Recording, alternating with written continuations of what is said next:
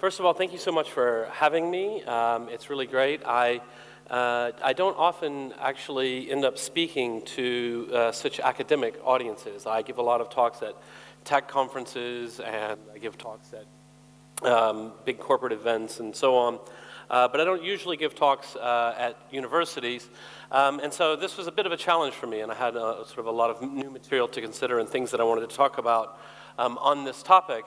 And but when I do, I thought, actually, people will be disappointed if I don't at least give you a little bit of the overview of where Wikipedia is today. So first I'll go through some of that, just make some general introductory remarks that I hope are entertaining, and then I'll get into the meat of what I wanted to really talk about on the theme of open systems and using Wikipedia as a case study for how we attempt to get at truth, integrity in our work.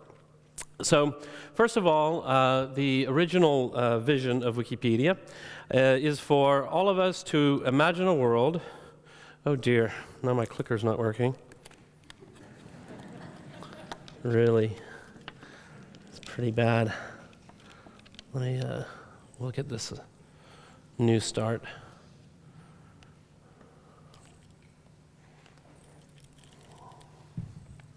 Click. Click, click, oh, click, great. So the original vision for Wikipedia is for all of us to imagine a world in which every single person on the planet is given free access to the sum of all human knowledge. And that's what we're doing. So every piece of this is important. It's very carefully constructed. So first of all, when I talk about every single person on the planet, this means Wikipedia is inherently a global project. We're in many, many languages, and we try to reach everyone in the world. This also has some implications for how we do our work. One of the main reasons, not the only reason, but one of the main reasons that everything in Wikipedia is under a free license is that people can redistribute our work and modify it and do anything with it, commercially or non-commercially, including offline. And so we've seen some interesting projects. For example, in Argentina, there's a group who distributes Wikipedia to rural schools where they either don't have access to the internet or it's too expensive for the students to use, so that people in those places can have access to Wikipedia. And they don't have to ask permission of us to do that. It's all freely licensed. You're free to take it and redistribute it if you want. When I say free access, that's really important to us, that everyone can access Wikipedia without cost and redistribute it without cost. And then the sum of all human knowledge, the idea that Wikipedia is an encyclopedia. It's not a free speech platform for every kind of thing.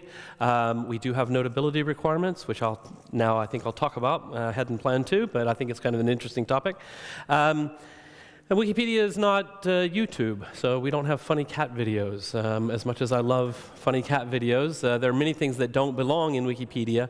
An encyclopedia offers an essentialized summary of human knowledge with the depth of material depending on the context. So there's a lot of things that do not belong in Wikipedia, and that's a big part of how we do our work. Well, we've been at work now for 12 years, maybe 12 and a half, and we've come a long way. We've accomplished a lot as a community. We have written over 30 million articles across 287 languages. Now, myself, I think this 287 number is a little bit optimistic. In reality, there's about 220 languages that have at least 1,000 entries. 1,000 entries, of course, is not a comprehensive encyclopedia, but it is a point at which I feel like there is a community there. There's usually 5 to 10 people who are really regulars, another 20 to 30 who are sometime users. And, wow, that's really twitchy. It's going to give everybody a headache. Is it because of this and the weight and it's... Okay, I'll just stand like this and we'll be fine. Okay, here we go. I'm going to put this all the way up there. And then I'll move it. Okay, well, I'll just ignore it. 287 languages, so 220 languages have at least 1,000, and that's where I feel like there's a small community, and they're starting to do outreach to think about, how can we get more contributors, how can we get attention from the news media in our language, and things like that. We've been very, very successful as a website. We're now ranked by most measures the number 5 website in the world with 516 million unique visitors last month. So this is a lot of people. Wikipedia has become a part of the infrastructure of the world. It's where people go to as a first port of call to find out the basics about any topic. And this is, this is really quite an important thing for us because we know that we have a real heavy responsibility to do things as well as we possibly can. So just to get at some key stats on the size, we have 8 languages with over 1 million entries. We have 46 languages with at least 100,000, and we have 120 that have 10,000 or more, and 223 that have 1,000. So one of the things that's interesting about this is when we look at the top languages of Wikipedia, it's basically the languages of Europe, including English, as well as Chinese and Japanese. And after that, it tends to fall off rather quickly, and we do have large projects in several languages, both Arabic and Hebrew, for example, are both well over 100,000 entries.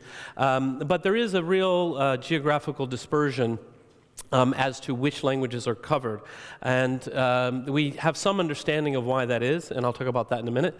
But there's still a long way to go, particularly when we think about the languages of the developing world. Just to give a little side note here on the Belgian context, the French language Wikipedia is 1.4 million, which is the 5th largest globally.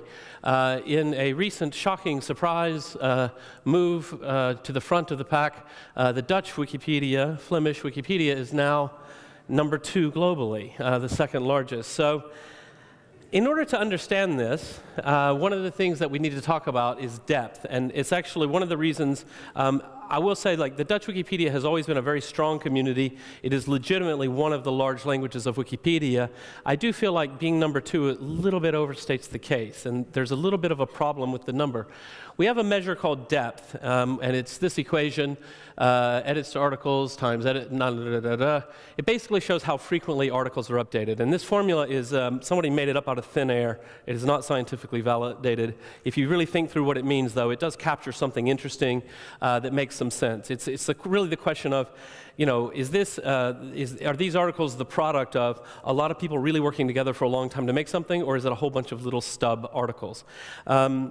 So when we look at the depth numbers, French Wikipedia, very typical for a language of its size, depth of 168, and the depth of Dutch Wikipedia is only 18. So what has happened in Dutch Wikipedia, and I don't criticize it, I just think it's interesting, and I do think that it raises questions about using the number of articles as an appropriate measure for anything. It's hard to get away from, though, because people want to know, oh, how big is it? Oh, we're number 2 in the world, that's great. It's that in the Dutch Wikipedia there have been some major projects to create stub articles on, for example, species, animal species. So I don't know how many, but clearly a lot of these entries have been created, and they're all very short. Is that a bad thing or a good thing? Well, I think it's generally probably a good thing, but it does distort some of these measurements. It's also worth talking for a moment about minor languages, and I've got the depth here. West Flemish, quite small, Limburgish, quite small. But you can see perfectly reasonable depths, and I think that's interesting. And this is actually fairly common, that in some of our small language Wikipedias, we have very active communities, and there's maybe only a few people there, but they're very passionate about their mother tongue, and they really want to do the work, and so they work very hard. If we take a look at some of the larger minor languages of Europe, like Catalan is a good example. Catalan Wikipedia is far larger than you would guess from the number of people who are speaking Catalan, and it's because the Catalan people are quite passionate about their language, which has been historically under threat and so forth. So it's an interesting thing to look at and think about how do people work and do things around the world. If we look at the top per capita, and this is not all of the top languages per capita, but some of them, which I chose specifically to illustrate one point, Icelandic, Estonian, Norwegian, Swedish, and Finnish are all very near the top of the list of the largest Wikipedias per capita, per the number of speakers. And so we might ask the question, well, why is that? And through a long analysis and investigation, I have discovered the reason why. It's really fucking cold up there. And it's much better to be by the fire working on Wikipedia. So Well, this is a bit amusing, but it is true, actually. When we look at the different languages of Wikipedia, there are a handful of surprising outliers, but typically you can look at the size of the Wikipedia, and if you look at the rate of broadband penetration, literacy rates, and weather, a little bit, a weather factor, it's pretty easy to understand. There are a few that are surprising. Korean Wikipedia is much smaller than you would guess. Korea has a nearly 100% literacy rate. It has very fast internet, and yet the Wikipedia there is traditionally quite small relative to the number of speakers. And the reason is there's a website called Naver, which was an early, it's basically what Yahoo Answers was copied from. And the kind of people who contribute to Wikipedia, who are like really friendly people who like to research things and answer questions, they were very active on Naver before Wikipedia got big there. And so the whole community that we would expect to be Wikipedians tends to hang out on Naver. And so it was actually a matter of competition. That's very rare. In most places around the world, it's pretty straightforward to understand. So because Wikipedia is now such a part of the infrastructure of the world, it raises this very interesting question of who writes Wikipedia? Who are the Wikipedians? And you know, because, well, I mean, they control the world's information in a certain sense. Why do we want to know? Well, here's one reason. This is a quote from Twitter. A woman says, "Yesterday I asked one of my students if she knew what an encyclopedia is, and she said, 'Is it something like Wikipedia?'" So if you stop and think about it, imagine a student today, a teenager, a 16-year-old today. Well, Wikipedia is now 12 years old. So Wikipedia was started when this student was 4 years old. So about the time that you're really learning to read, Wikipedia already existed. And certainly in the last 5 years, which would be the age when you would start to really go to the internet to do your homework and to research things and to read about your favorite pop stars or sports or whatever kids want to read about, and you find Wikipedia and you read it, it's just been there for them. It's already been really big and it's really part of the infrastructure. And so it's really, really important that we do a good job and that we get it right. So who are the Wikipedians? So a little bit by the numbers. Our community is about 87% male. This is something that we really, really want to change. I notice this audience is only slightly better than that. No, it's maybe a little better. Hard to tell, maybe. But it's very typical in a lot of areas, particularly technical areas, that there is an excessive number of male contributors. We know that this is a problem for a number of reasons. We had looked at, if you look at lists of award-winning authors, and you look at the female award-winning authors and the male award-winning authors, the male authors tend to have much longer entries and much more detailed and longer citations and things like this. And this is true despite the fact that within the community there is really a very strong consciousness that we don't want to be biased, we don't want to be sexist. It's just that people tend to write about what they know about and what they read about. And so it turns out that a lot of tech geek men tend to read award-winning male authors, and a lot of intelligent, sort of geek women would read female authors, and so therefore the imbalance in the community leads to an imbalance in the content, and that's something that we really want to change. The average age of the contributors is about 26. I think that's perfectly fine. It's it's older than a lot of websites. The typical Wikipedian would be a university graduate, typically in a technical field, who's now working professionally, and this is their hobby. And we have about double the percentage of PhDs compared to the general public. This does not mean that Wikipedia is mainly written by PhDs, of course. It just means that, on average, we have more PhDs than the general public. Which is, of course, a good thing. Now, I'm going to just show you a quick video now, and I hope the sound... Oh no, the sound has not been plugged in.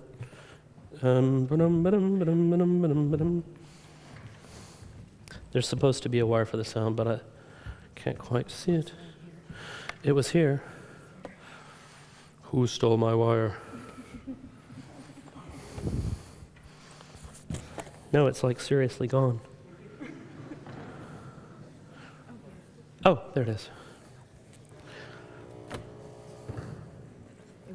It won't work with my clicker.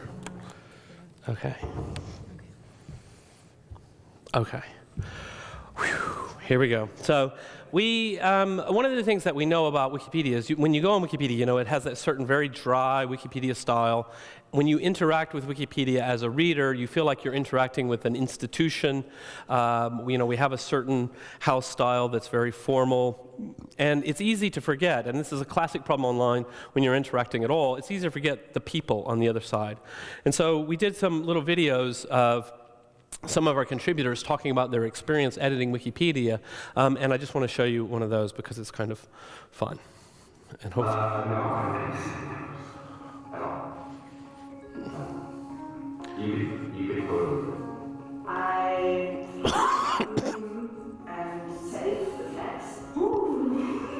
It was exciting. You just changed Wikipedia. You just added your own contribution to Wikipedia. I read an article in The Guardian about this online encyclopedia which everybody can contribute to, and I thought, oh, maybe I can contribute too as well. I did it the first time, and I think I got the technical. I don't get anything. I just do it for something that to do in my free time. That's it. You really start to use it for an idea because you believe in it, but you end up with friends, you end up with lovers, you end up with wonderful discussions, you end up with new ideas, you end up with the new books you're going to write. You're not writing the article alone. You write a piece and somebody else goes like, hey, I have more, and together you can create articles that are pages long, which you can't by yourself. Then we have success. You always think, okay, what I've done was successful. And this is great because so editing is a great feeling every time you do it. As I say, when I read about Wikipedia, I decided this is maybe where I would fit in, and I did. it's great. The last thing on this general topic that I want to talk about is the Wikimedia Foundation. So this is the nonprofit organization which owns and operates Wikipedia. I set this up in 2003 and donated Wikipedia into the foundation. And what's interesting about us as an organization, despite being the number 5 website in the world, we have just over 150 employees. So this is really substantially fewer than you would imagine, considering our traffic. I think per employee, we have more readers than any other website in the world by quite a wide margin. So this is a really unusual structure, and all of our work, everything would not be able to be as it is if it weren't for this real community of 100,000 volunteers, if we loosely define. I mean, it depends on how you measure it. And then the real hardcore community, which is 3,000 to 5,000 people who are really the organized people, very passionate, and these are the ones who really build Wikipedia. Importantly, when we think about this, and this is where we begin to talk about open systems and networks and how these things work to drive at the truth, it's important to understand that Wikipedia is a community, meaning people who know each other and they work together under a set of guiding principles. A lot of times when people talk about online communities or the community, they just mean the general public, and I think that's a big mistake. It is not the general public who is writing Wikipedia. Lots of people contribute, but Wikipedia wouldn't function without these people who know each other and discuss things and discuss policy and do things in a way that actually makes sense. So what is truth? What is scientific integrity? There's a famous quote, "What is truth?" said jesting Pilate and would not stay for an answer, Francis Bacon. Fortunately or unfortunately for you, I am going to give you an answer. But it's an interesting thing because when we think about what should we be driving at? Where should Wikipedia be headed? What is integrity? What does it mean to be truthful in the context of an encyclopedia? You might think that certain philosophical questions would be right at the forefront. So we can talk about constructivist theories of truth, consensus theories of truth, correspondence theories of truth. And I'm going to go through each of these just a little bit with a definition from Wikipedia. And in fact, I'm going to argue that although you might think that constructivist or consensus must be the implicit theory of truth of Wikipedia, that isn't necessarily true. So social constructivism holds that truth is constructed by social processes, that's historically and culturally specific, and that it's in part shaped through the power struggles within a community. Well, that sounds very tempting as a theory of truth to describe Wikipedia, but I think what it describes, it does describe fairly accurately how do we get to a certain result in Wikipedia. Wikipedia is certainly constructed by social processes. It is historically and culturally specific. We work in a context of knowledge. We work based on references that are published within certain culture. And of course it's shaped through the power struggles within a community. Different people have different ideas about what Wikipedia should be like or what a particular article should say, and they argue and they debate and they struggle with that. Then we have a consensus theory of truth that holds that truth is whatever's agreed upon, or in some versions might come to be agreed upon by some specified group. Such a group might include all human beings or a subset thereof consisting of more than one person, or for example, the editors of Wikipedia.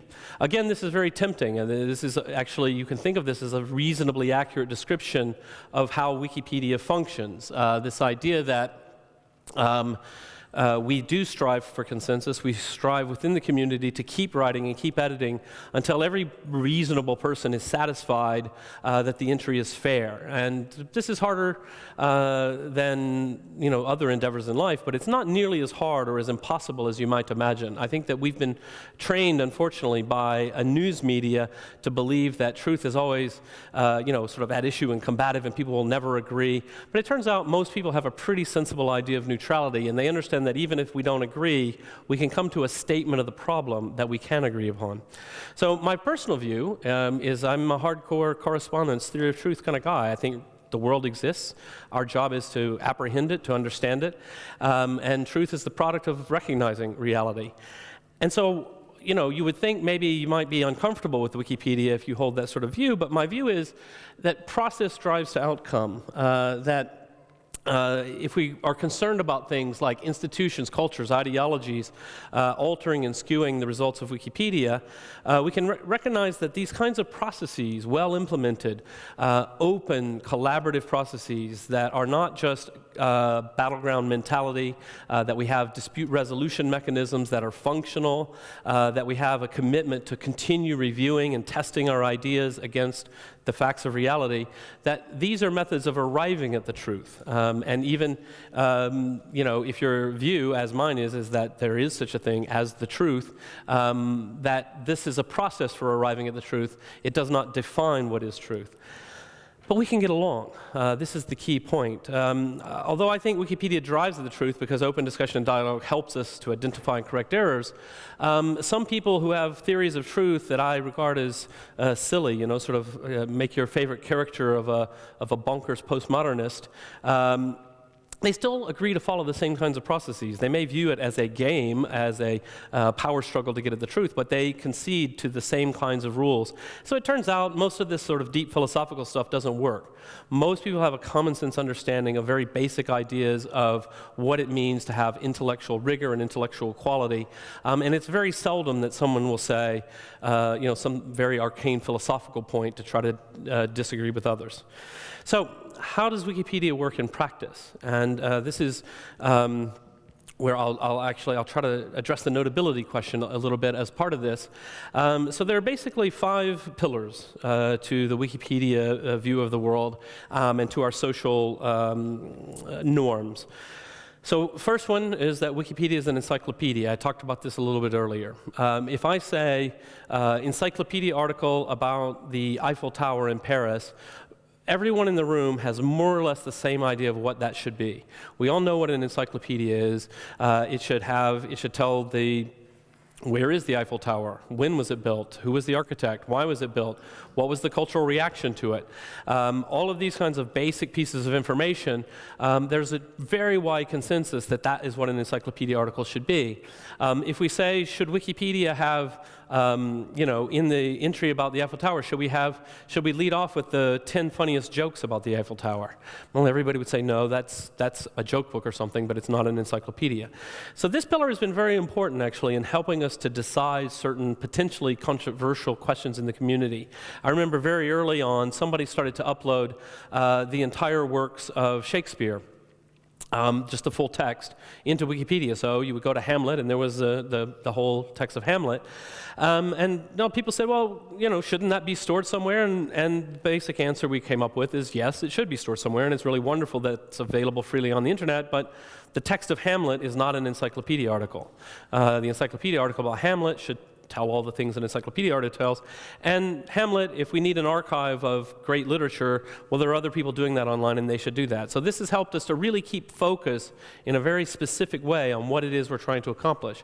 It also means, sometimes people have come forward to us and said, you should offer, I remember when somebody said this years ago, you should offer free webmail. Everybody could have a mailing account, and you could go on and check your Wikipedia webmail. And, I thought for like a half a second and said, well, that's not an encyclopedia, so we're not going to do that. So we've stayed very narrowly focused on our mission, and this is one of the benefits actually of being a nonprofit organization as well. I didn't think, webmail is starting to get popular. There might be a lot of, we could get more users and be a lot of money in that. So you might follow the strategy of a Google and say, we're a search engine, but also we're going to offer webmail and Google Docs and all these other things. For us, it's very narrow focus. We're building an encyclopedia. That's what we do. Neutral point of view. The idea here is that Wikipedia itself shouldn't take a stand on any controversial issue, but should present it in a way that all of the major viewpoints are represented fairly. This is a really powerful, very powerful idea within the Wikipedia context, and it's powerful for two ideas. So there's always the social and the epistemological factor. So socially, the idea of neutrality is really good. So you can imagine a kind and thoughtful Catholic priest and a kind and thoughtful Planned Parenthood activist who are never, ever going to agree on the issue of abortion, not at a fundamental level. However, what they can agree on, the professor here with his work in vitro fertilization, he might never agree with a Catholic priest on some of the aspects of it, but what if two kind and thoughtful people can write about the topic and say, look, the Catholic position, so the article can't say abortion is a sin, but the article can say the Catholic position on abortion is thus and such, and the Pope said this, and critics have responded thusly. And kind and thoughtful people can work together on that, and at the end of the day, both of them can point to the article and say, yeah, we're really proud of this article, because if you read this article, you will understand the debate. You will understand it fairly represents all the sides. And that's a really crucial thing. It's crucial in terms of resolving conflict within the community, that both sides can come together and agree on something, but also epistemologically, from the point of view of knowledge, it's what you want from an encyclopedia. When I go to an encyclopedia, I don't want to be fed an answer. I want to be given the full context so that I can learn and then make a decision for myself. And so it's what you want from an encyclopedia.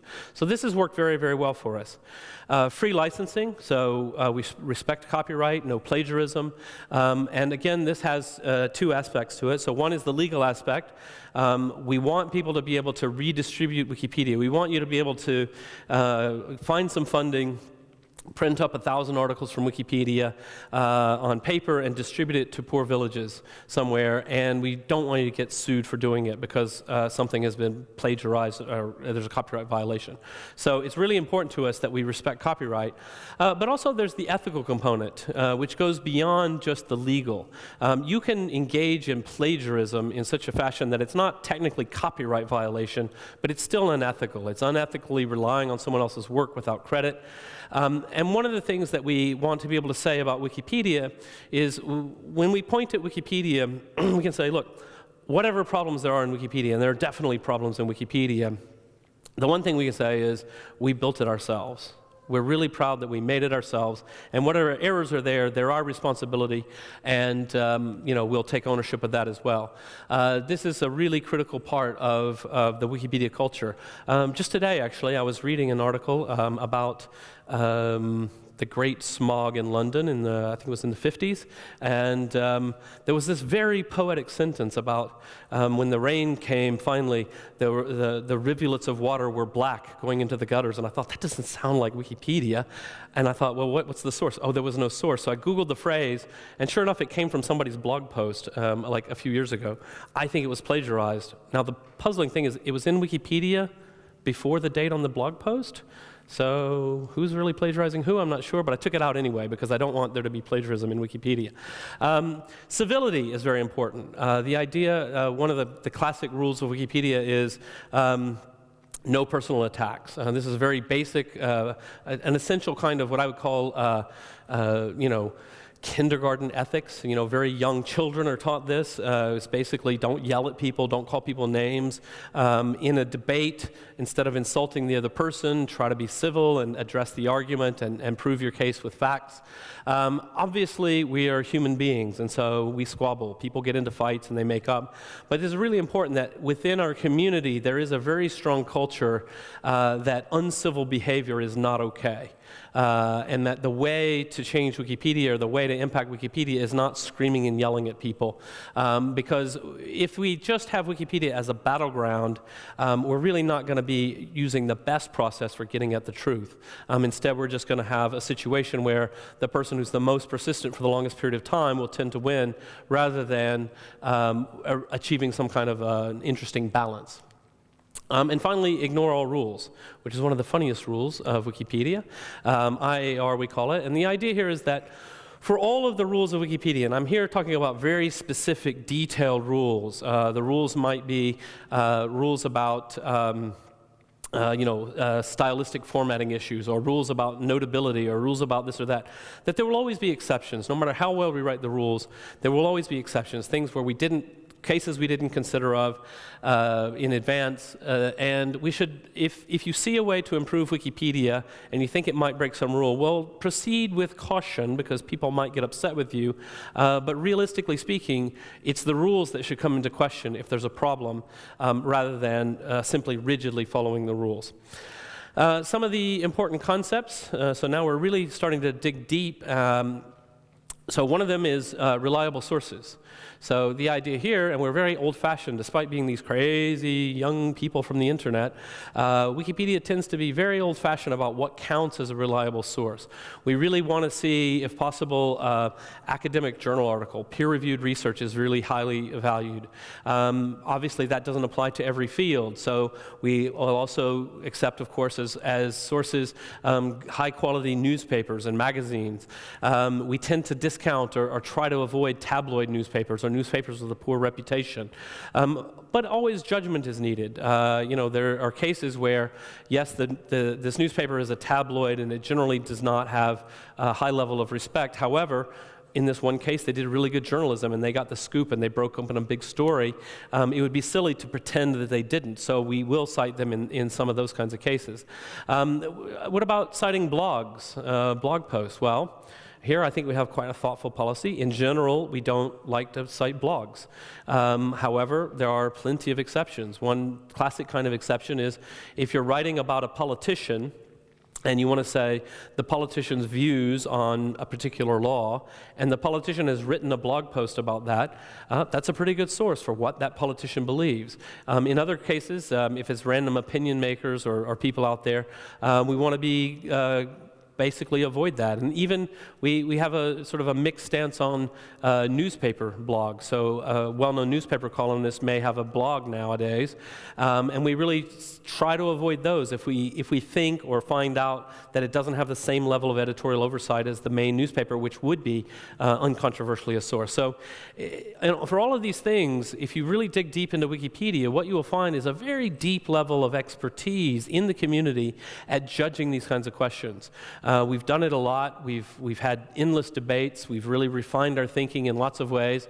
And we've covered all kinds of cases in such a way that usually when you go and read a policy at Wikipedia, you'll say, oh, wow, that's actually pretty good. I might modify this or that little thing, but in general, our policies are pretty uncontroversial on these kinds of things. Another core concept or policy is NOR, no original research.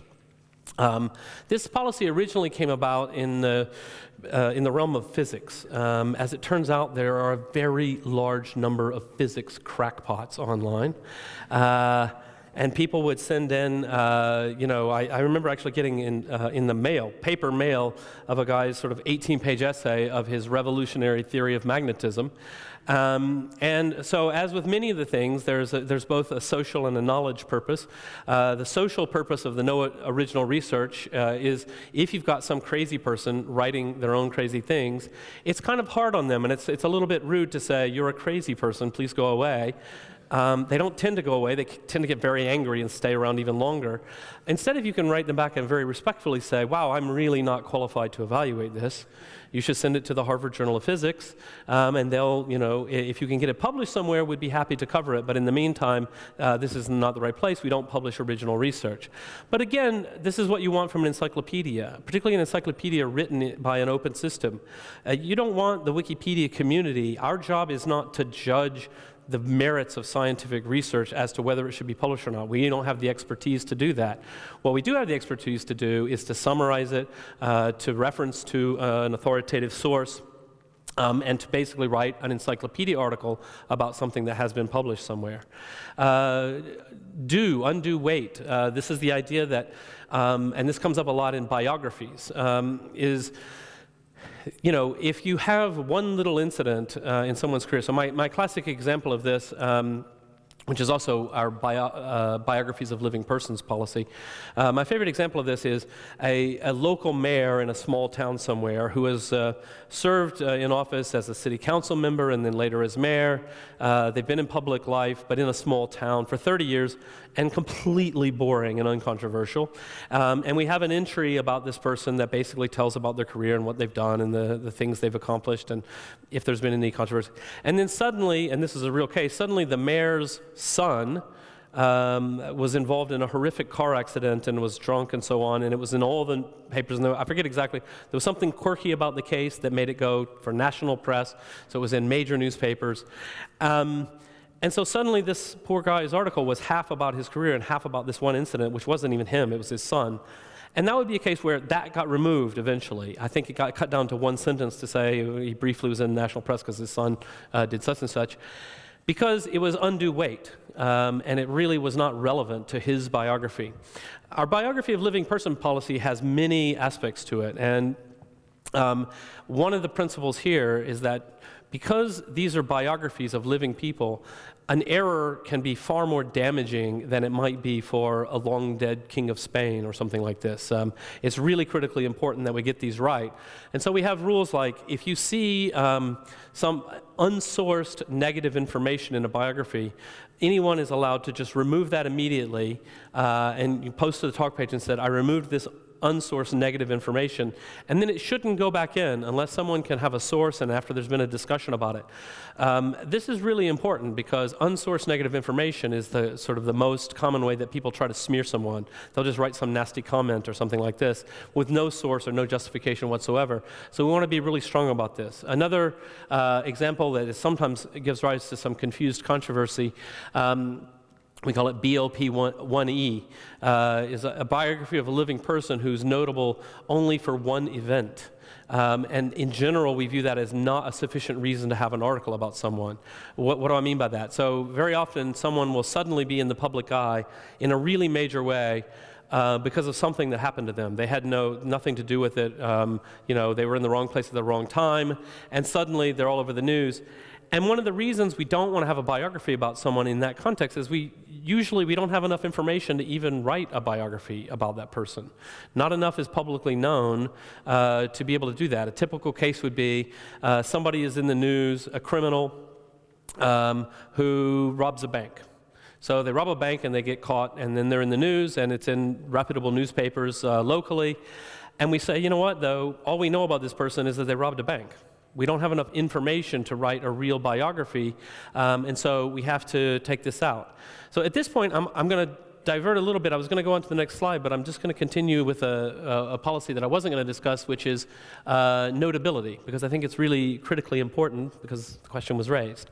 So for notability, the word notability I have struggled with, and I actually don't think it's the best word to use, but it is the word that we've settled on. And the reason I think it's not the best word is because to tell someone that they are not notable is hurtful. It doesn't feel good to find out that you're not notable. I mean, that sounds awful, right? What we really care about is reliable sources. And in fact, when you read the notability policy, the great weight is lifted by the reliable source policy. The idea that there have to be multiple third-party reliable sources in order to establish the notability of a person. The reason for this is if the only sources that we have available are self-published blog posts, sort of random mentions here and there, teensy tiny mentions as a side note in a news article, we don't have enough information, third-party reliable information, to write a real biography. Now, we do have some consideration of we vary from topic to topic or type of person to type of person because the kind of information that's available and the kind of information that would be relevant to readers is different. So, for example, we have a special policy for notability for academics, where we would say, look, we don't expect many very notable academics to have been in New York Times. Many will, but many will not have. If you're the most prominent and important professor of ancient Chinese poetry in the world, you probably have never been in Time magazine. And so we don't want to ask for sort of that kind of sources. What we do want to ask for are things like a record of publications in reputable journals, any kind of awards, for teaching excellence or whatever it might be. And we also want to find out, are there sources where we can get some basic biographical information? If all we sort of know is that this is a professor who's published these things, well, sometimes that's enough, but generally we want to say where they live and what their different university affiliations have been and things like that. So I think in general, this is one of the areas where typically, the community gets it right. And so the pushback I would give, and I have no idea, I haven't looked at your case, and did you say it was in French and Dutch? So I can't even read French and Dutch, so I probably can't directly review it.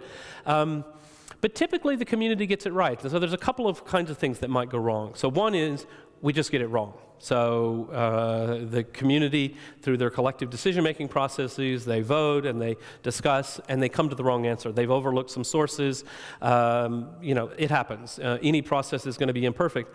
Typically, though, I would say when I personally review and I use my own opinion and I look at the decisions that have been made, and it sometimes happens, people come alarmed, they're like, oh my God, they're deleting everything and it's horrible. And then I go and review what's going on, and I say, actually, I kind of agree with most of these. I would maybe have voted differently on this one, but that's debatable. It's very rare that I would look at one and say, wow, we just got it flat wrong. We just got it wrong here. The other thing is the policy might be wrong, but I think that's pretty hard to argue because it is pretty thoughtful and pretty thorough in trying to assess this question of, do we have enough information to write a legitimate biography of someone?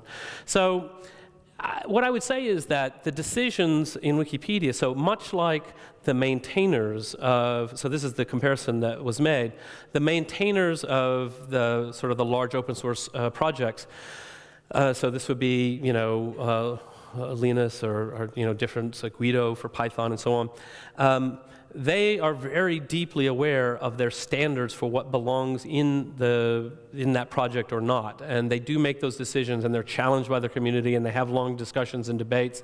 And they make those decisions with a group of consultation, and they know what they're doing. Similarly, for Wikipedia, the group of people who are making decisions like this, they have really deep experience. They've been through hundreds of these kinds of discussions, and they really know what they're doing. They know how to write an encyclopedia. That doesn't mean we always get it right. It's same as it doesn't mean that there's never a bug in Linux. But in general, I think we've got the right people doing the job. And I think it's important, one of the things that's really important is that our processes be immune, which I think they mostly are. I mean, there's always open questions. You can't sort of rally support by simply, this is one thing that definitely happens fairly often. Somebody will start a blog campaign saying, oh my God, they're about to delete our favorite band or something like this, and it's their local high school band, and they'll get 50 people to show up who we've never heard of before, saying, please keep it, I really love this band, and they're going to play at my high school next week, and and we just ignore that. We just say, like, actually, that's not within the parameters of what we use to decide. And so one of the things that's really interesting about Wikipedia and our decision-making processes is that we don't vote. We have processes that look very much like voting, but they're not, in fact, votes. They're more straw polls, and then the admins who come and make the final decision will make a judgment call, and they can pretty openly and pretty freely judge that, actually, we have 17 experienced editors who say delete, and we've got 45 random people we never heard of who say keep for reasons that are not very plausible, and don't follow policy and don't cite the reasons we normally keep, and so we're going to delete anyway. And then there's an outcry sometimes, but usually it all makes sense. So the point is, one of the reasons that we've resisted so the software is very open-ended. It's just a wiki, and people come and they discuss. And all these social processes that I talk about are enforced in a very human way through discussion. Sometimes people say, well, why don't we implement a system so that for deletion votes, the software actually tallies the votes, and then the deletions happen automatically or not. And one of the reasons is that becomes a really easy way to game the system. All you need to do is get 50 people to turn up and vote, and you win, or 50 fake accounts to turn up and vote, and you win. Whereas a system where we say, actually, for every vote, it matters if you give a reason, and it matters if the reason is true, and it matters if the reason is in line with policy, and that we're going to count those votes more heavily. So I don't know, how am I doing on time? 5 minutes, 5-ish minutes, that's fine. Community structure, so I'll just go through this just a little bit. So first of all, Wikipedia is not an anarchy. I've been talking about that a lot. This idea that some people who are not familiar with Wikipedia imagine that somehow 10 million people come and write one sentence each, and somehow it becomes an encyclopedia. That kind of thinking is encouraged, I think, by sloppy use of ideas like crowdsourcing or wisdom of the crowds. When in fact, with Wikipedia, when you really dig deeper, it's much more old-fashioned. It's small group collaboration. It isn't a sort of open anarchic system. Consensus. So the idea here is we try to keep writing until everybody's on board. Some elements of democracy, so we do have some voting, although as I said, we almost never have a binding vote. We have non-binding straw polls. My favorite example of this is if we look at the entry on the Eiffel Tower, you can just imagine in your head the Eiffel Tower, there's the Wikipedia logo, Eiffel Tower. There's going to be a picture there. Which picture should it be? We've got 20 pictures, some of them at night, some of them in the day. We have to pick one picture. There is no way to get to consensus per se. We can't sort of Photoshop two photos together if people like one and the other. You've got to pick with this A or B. And so sometimes we have a vote and we say, oh, which A or B? But in fact, it's actually just another way of getting to consensus, because it turns out if you look and you see, oh, well, I think photo B is nicer, but I see 80% of people like photo A, so I'm just going to drop it. It's not that important. And so it's a way of gauging support for something in a way that is helpful. We also have democracy in the sense that the administrators are elected by the community, and they're elected based on standards of behavior and experience and so forth. We have some aristocracy. The aristocracy would be senior users, people who have experience and who've been around for a long time. Their voices tend to carry more weight in discussions. I already gave an example of that. If you had a deletion discussion with 50 people we've never heard of who've never edited Wikipedia before who are citing incorrect reasons, and you've got 17 well-known users who are very well respected in the community, their views will tend to carry the day simply because they're a core part of the community. And then we have a little bit of monarchy, and that would be my role in the community. I always find that Americans have a really hard time understanding this. Europeans who live in countries that still have a monarchy really understand a little better that my job is basically just waving at parades and a little bit of ceremony and history. And much like a modern European monarch who doesn't want to be removed from office, I find the most effective thing I can do is as little as possible and really stay distant from policy, try to be a coach, try to be a guide, try to represent certain values, but I don't go around sort of making decrees and bossing people around. It just wouldn't work. And it's important, I think. One of the things that my role still is, particularly in the English Wikipedia, I mean, I should say my role in other language Wikipedias is very different. Within the English Wikipedia, We have, for example, the arbitration committee. It's elected and then appointed only in a formalistic sense by me. And people are always a little bit afraid of the arbitration committee. They're the one body that can impose binding solutions, and it's universally agreed that those solutions will be binding, and if you don't follow them, you could be banned from the project. So people are a little bit afraid. What if, we elect 12 people to the arbitration committee? What if they become tyrannical? What if they start doing crazy things? And people more or less trust me, but they don't want me making all the decisions. But the idea here is if enough people in the community were upset and petitioned me, I could disband the arbitration committee and call elections. So it's more of a safety valve kind of a thing. The last thing I wanted to be ever is the king of all human knowledge. That sounds quite stressful. And finally, we've got a lot of software features that help the community get their work done. So for every entry, you can see the full history, so it makes it possible to go back. So if anybody comes in and really makes a mess of an article, all we have to do is go back to the old version and restore it and say, wow, that was a useless waste of 3 weeks' time. Let's start over. Let's go back to an earlier point where it was much better. Diffs, so this is, when you go and you can see the changes to an article, so the difference between a previous version. If we didn't have diffs, or the ability to do that, then regular editors, if there's a group of articles that you monitor, maybe you're a bird scientist. What do you call a bird scientist? Ornithologist. You're an ornithologist and you track a certain area of birds because it's what you know about and you want to track those. It would be a really daunting task if every day you had to come and reread the entire article top to bottom. Instead, what you can do is just click on the two versions, the last one you checked and the current one, and see what's changed and say, oh, do I agree with this change or not? So that's important. Talk pages. So for every entry in Wikipedia, there's the discussion tab, where it's interesting because this is another philosophical choice that we made early on that I think has benefited the project. And sometimes people misunderstand. So they see, it's George W. Bush, right? And here's the discussion page. So I'm going to go discuss George W. Bush. I hate George W. Bush. He's an awful president. But we'll say, look. This is not for discussing George W. Bush. This is for discussing the article about George W. Bush. And so if people come in and they want to have a general forum for discussion, we'll say, you know what? There's a million places on the web to do that. You're supposed to be talking about the article, and that's been really important. I've got not enough time to go through all of this, but I just think it's something I'll just go quickly through because it's really important, and you should go and take a look at it if you want to see the depth of thinking and the very specific details of Wikipedia. We have a policy called verifiability, and the idea is what I talked about with reliable sources. We want everything in Wikipedia to be verifiable.